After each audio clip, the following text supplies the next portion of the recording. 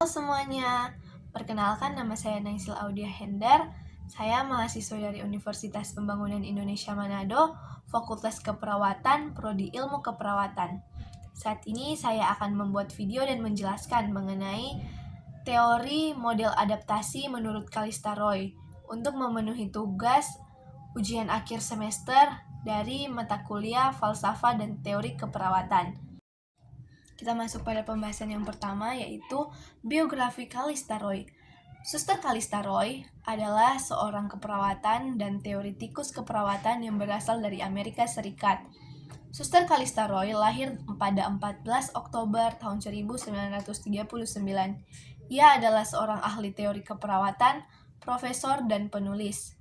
Ia dikenal karena karyanya yang inovatif dalam menciptakan model adaptasi keperawatan.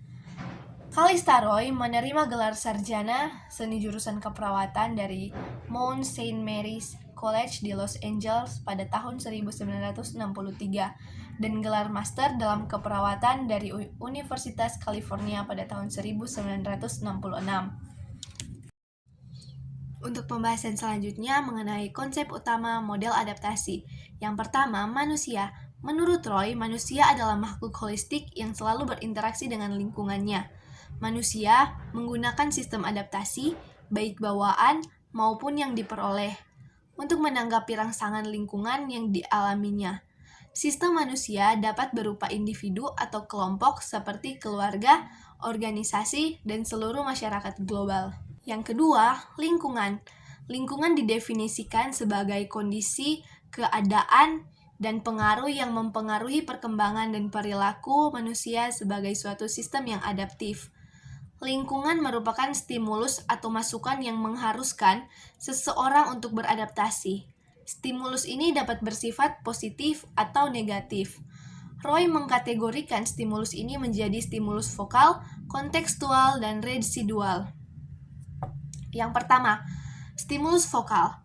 Stimulus vokal adalah stimulus yang berhadapan dengan sistem manusia dan membutuhkan perhatian yang paling besar. Yang kedua, stimulus kontekstual.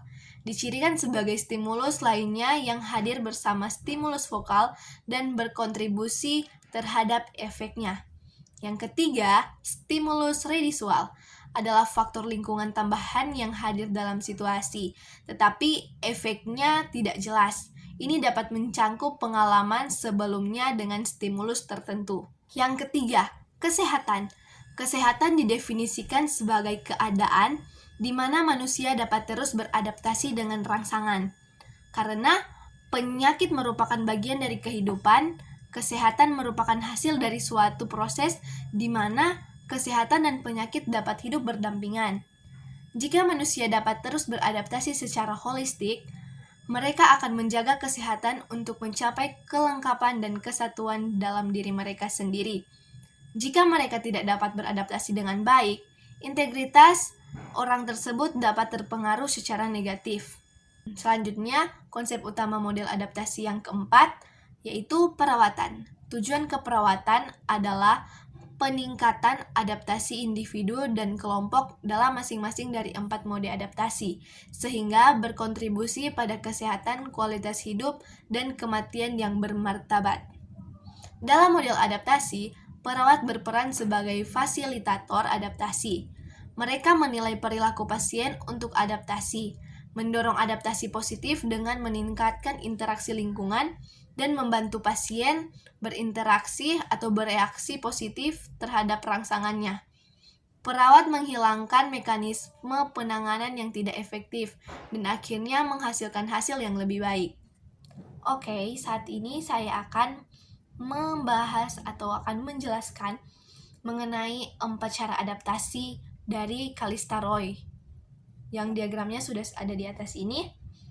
4 cara adaptasi mendukung integritas dari teori adaptasi Kalista Roy, yaitu yang pertama fisiologis fisik, yang kedua konsep diri, yang ketiga identitas kelompok, yang keempat fungsi peran dan saling ketergantungan. Nah, teman-teman, di sini sudah ada diagram of human adaptive system atau human system, di mana yang merah itu, yang panah berwarna merah itu merupakan rangsangan dari luar. Yang biru itu merupakan kemampuan adaptasi di dalam diri. Jadi yang merah itu merupakan rangsangan dari luar, dan yang biru itu merupakan kemampuan adaptasi di dalam diri. Untuk penjelasannya seperti ini. Panah merah itu stimuli atau rangsangan dari luar yang harus direspon oleh suatu individu. Kemudian, lingkaran biru merupakan kemampuan adaptasi di dalam diri individu nanti yang dipengaruhi oleh 4 mode adaptif, yaitu yang pertama, fisiologis. Ya, fisiologis, kemudian konsep diri, kemudian peran, dan yang keempat itu interdependensi. Dan terciptalah proses dari mekanisme coping. Proses mekanisme coping ini nanti akan menghasilkan perilaku. Jadi, sebelum individu itu berperilaku merespon rangsangan, maka perilaku itu akan terbentuk dari 4 mode yang sudah saya sebutkan tadi. Sehingga proses coping terjadi. Ketika proses coping terjadi dan individu mengambil suatu keputusan, maka individu akan mengeluarkan perilaku untuk beradaptasi terhadap sumber dari rangsangan tersebut. Jadi teman-teman, begitulah penjelasan dari Diagram of Human Adaptive System.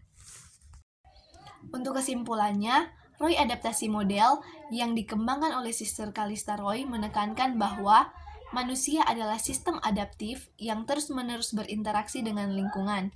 Tujuan utamanya adalah untuk mencapai keseimbangan melalui adaptasi yang efektif dalam menghadapi berbagai stimulus. Ada 4 mode adaptasi utama yang sudah dijelaskan tadi dalam model ini, yaitu yang pertama, fisiologis fisik, yang kedua, konsep diri, yang ketiga, fungsi peran, dan yang terakhir, interdependensi. Oke teman-teman, sekian penjelasan dari saya mengenai model adaptasi teori dari Calista Roy. Dan semoga video ini bisa bermanfaat untuk teman-teman yang sudah menonton. Dan untuk teman-teman semua, sekedar informasi, jangan lupa bergabung dengan kami di Universitas Pembangunan Indonesia Manado. Di universitas ini sudah memiliki 6 fakultas, yaitu yang pertama Fakultas Pertanian, Fakultas Hukum, Fakultas Teknik, Fakultas Ilmu Sosial dan Ilmu Politik, Fakultas Sastra, dan Fakultas Keperawatan.